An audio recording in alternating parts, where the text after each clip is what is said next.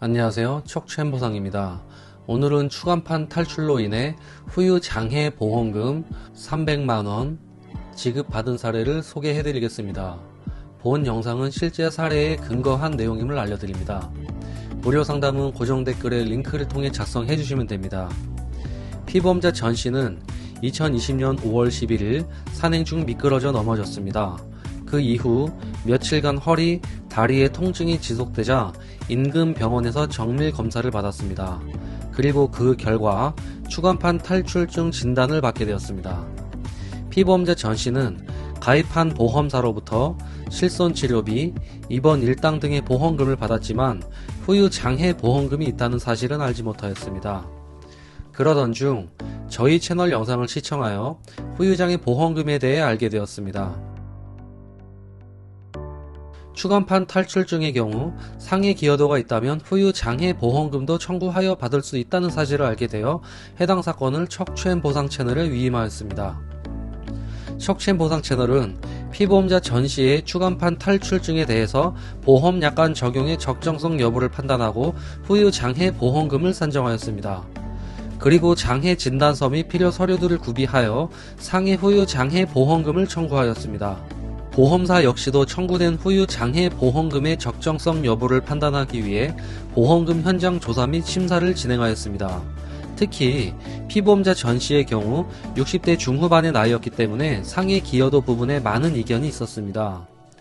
약 한 달간에 걸친 현장 조사, 본사의 심사 및 자문 과정, 그리고 협의 및 조정 끝에 가입되어 있던 보험사로부터 후유 장해 보험금 300만원을 지급받도록 도와드렸습니다. 혹시 추간판 탈출증이 있으신가요? 가입되어 있는 보험증권에 후유 장해 가입 금액이 있는지 확인해 보시기 바랍니다. 장해 급여금, 일반 상해 후유 장해 가입 금액이 있다면 후유 장해 보험금을 청구하여 받을 수 있습니다. 굿리치, 토스와 같은 보험 어플을 통해 후유 장해 가입 여부를 확인해 볼 수도 있습니다. 직장단체 보험도 후유 장해 가입 금액이 있을 수 있으니 직장에 문의해 보시기 바랍니다. 후유 장해 가입 금액이 있다면 장해 보험금을 청구할 수 있지만 일반인분들은 개인적으로 이 보험금을 청구하거나 지급받기가 어렵습니다. 왜일까요?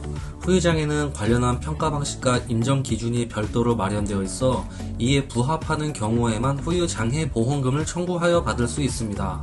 또한 보험약관은 주기적으로 개정되어 왔고 최근에도 개정되었기 때문에 언제 가입한 보험이냐에 따라, 즉 어떤 약관에 해당하는 보험이냐에 따라 지급 기준이 조금씩 달라집니다. 따라서 전문가의 도움이 필요합니다. 특히 추간판 탈출증의 경우에는 보험사의 이견이 큰 장해 보험금입니다.